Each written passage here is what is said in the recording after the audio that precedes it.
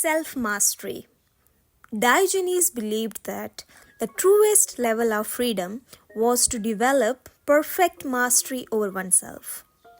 In addition to exercising an extraordinary level of self-control and self-sufficiency, Diogenes also displayed fearlessness in his speech as seen by his interaction with Alexander the Great. Diogenes was a very playful philosopher who liked to use humor when challenging the values and beliefs of his fellow citizens in ancient Athens. Here are some of his humorous and most profound teachings. Diogenes was asked, "Tell me, to what do you attribute your great poverty?" "Hard work," he replied. "And what advice can you offer to rich?" "Avoid all good things in life." "Why?" "Because money costs too much. A rich man is far poorer than a poor man." "How can that be?" "Because poverty is the only thing money can't buy." Diogenes was asked, "What is the difference between life and death?" He replied, "No difference." "Well, then why do you remain in this life?" "Because there is no difference," he replied again. On one bright, clear day, Diogenes was walking up and down the marketplace, holding a lighted lantern high in front of him.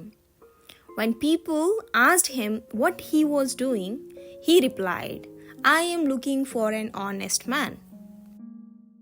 Diogenes was once asked why he took money from people. He replied, "To show them how they ought to spend their money." One occasion, Plato was delivering a lecture in which he defined man as an animal who was biped and featherless. To mock this notion, Diogenes walked into the lecture hall holding a chicken which had been plugged and announced, "Here is Plato's man." On another occasion, Plato was lecturing about his theory of forms. He spoke of tablehood and cuphood. Diogenes replied, "Table and cup I can see, but your tablehood and cuphood, Plato, I see nowhere." Plato and Diogenes were polar opposite on the philosophical spectrum. Diogenes considered Plato's lecture and writing to be a complete waste of time.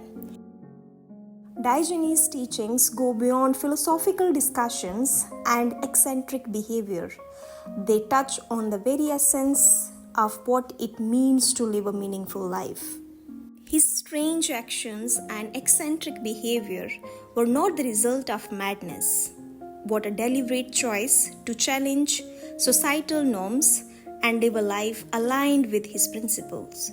So, let his example inspire you to cultivate authenticity, celebrate your individuality, and live in harmony with the natural world.